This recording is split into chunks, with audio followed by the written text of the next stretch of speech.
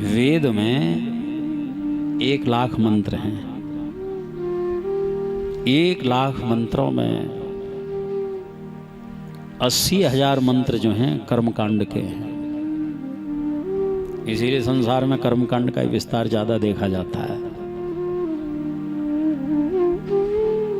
4,000 मंत्र जो हैं ज्ञान कांड के हैं और 16,000 मंत्र उपासना कांड के हैं।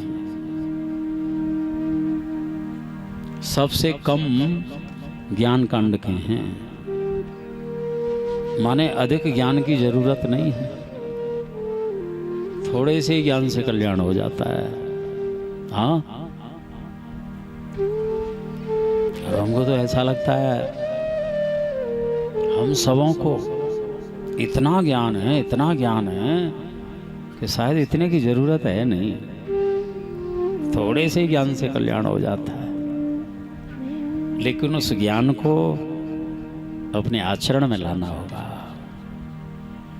आचरण में यदि नहीं है तो वो ज्ञान फिर अज्ञान ही है। जिसको ज्ञान मान बैठे वो ज्ञान नहीं।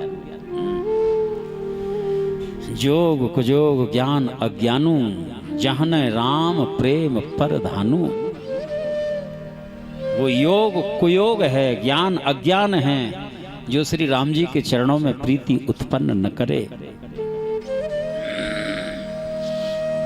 सो सब कर्म धर्म जर जाऊ, और जहन राम पद पंकज भाऊ।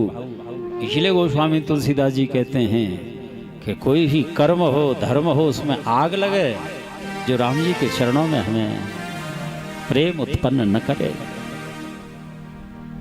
कर्म वही श्रेष्ठ होता है जो भगवान की प्रसन्नता का हेतु हो। ये भगवान की धर्म पत्नियां हैं सजन, सभी धर्म पत्नियां। हरिशरणम, जो धर्म की साक्षी में ही हाँ बड़ी ही श्रद्धा युक्त होकर के सेवा करती हैं।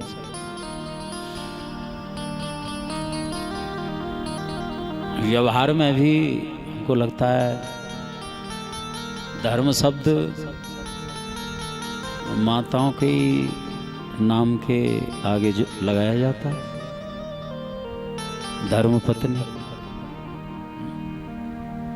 कोई ये लिखता है कि धर्मपति, कोई नहीं, धर्म पत्नी लिखा जाता। धर्म से जोड़ने की जो भूमिका है, दायित्व है, विशेष होता है। यदि पति नास्तिक हो तो उसको ईश्वर के प्रति आस्था जगाए, ये धर्म पत्नी की जिम्मेवारी है।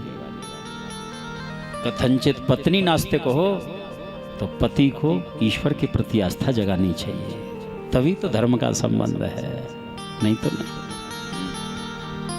धर्म पत्नी होनी चाहिए। हरिशरणम।